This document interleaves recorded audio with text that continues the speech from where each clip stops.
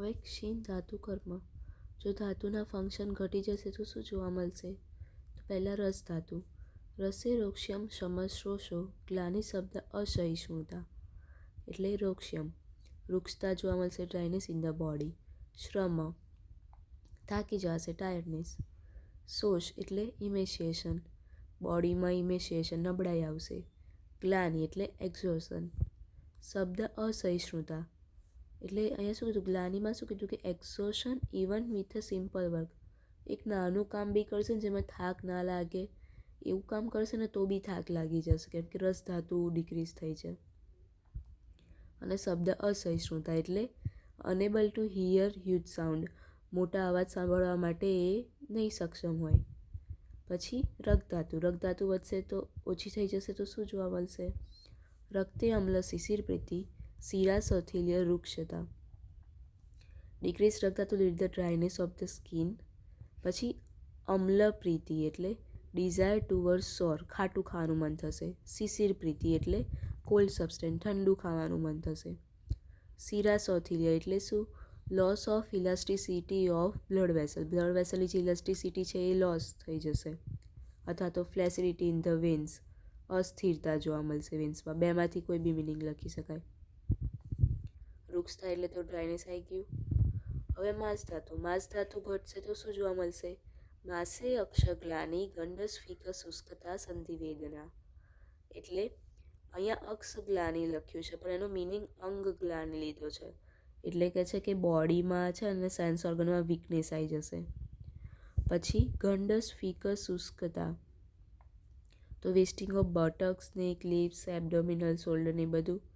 આમાં જે વર્ડ છે ને એના મિનિંગ ખાલી લખીશ તો એ ચાલશે કે નેક, બટક્સમાં એમ. પછી સંધિવેદના એટલે પેન ઇન ધ જોઈન્ટ, જોઈન્ટમાં પેન થશે. હવે મેદ ધાતુ. મેદ ધાતુ ઘટશે તો શું જોવા મળશે? મેદસી સ્વપ્નમ કટ્યા પ્લીહો વૃદ્ધિ કૃશ અંગતા. ડિક્રીઝ મેદો ધાતુ કોઝ ધ સ્વપ્નમ કટ્યા એટલે numbness in the lumbar region અથવા તો loss of sensation in the hip region. બેમાંથી કોઈ બી મિનિંગ કે ત્યાં કોઈ આમ નમનેસ થઈ જશે યા ફિર સેન્સેશન નહીં મળે, આમાં ટચ કરે તો ખબર ન પડે થોડા ટાઈમ માટે. પછી પ્લીહો વૃદ્ધિ એટલે એનલાર્જમેન્ટ ઓફ સ્પ્લીન, સ્પ્લીન વધી જશે. કૃષંગતા એટલે ઇમેશિએશન ઓફ ધ બોડી, બોડીમાં ઇમેશિએશન આવી જશે. હવે અસ્થિ ધાતુ ઘટી જશે શું જોવા મળશે? અસ્થની અસ્થિતો સદનમ દંત કેશ નખ આદિસુ. ડિક્રીઝ અસ્થિ ધાતુ કોઝિસ અસ્થિતોદ એટલે cracking pain in the bones and જોઇન્ટ્સમાં. પછી સદનમ દંત, સદનમ કેશ અને સદનમ નખ એટલે શું કે fall of teeth, nails and hair. સદનમ એટલે ફોલ એટલે આ બધાનું તૂટવું એમ. તો વર્ડના મિનિંગ લખી ત્યાં છૂટું પાડીને લખી શકાય કે દંત સદનમ, કેશ સદનમ, નખ સદનમ એમ. હવે મજ્જા ધાતુ ઘટશે તો શું જોવા મળશે?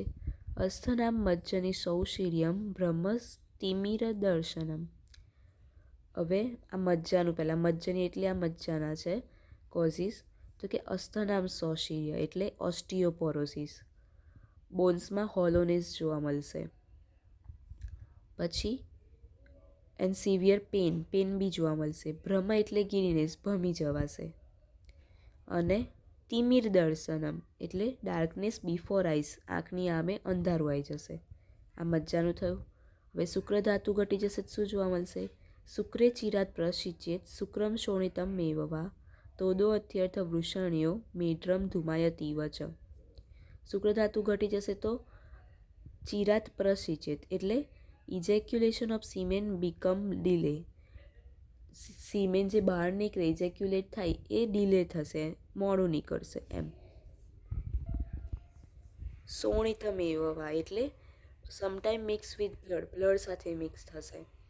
પછી તોદો અત્યર્થ એટલે પ્રિકિંગ પેન થશે. શામાં? તો કે વૃષણ અને તો કે સ્ટ્રોટમમાં. અને મેઢ્રમ ધુમાયતીવ ચ એટલે મેઢ્રમાં આમ બળતું હોય ને એવું ફીલ થશે. Feeling of hot fumes moving inside the penis.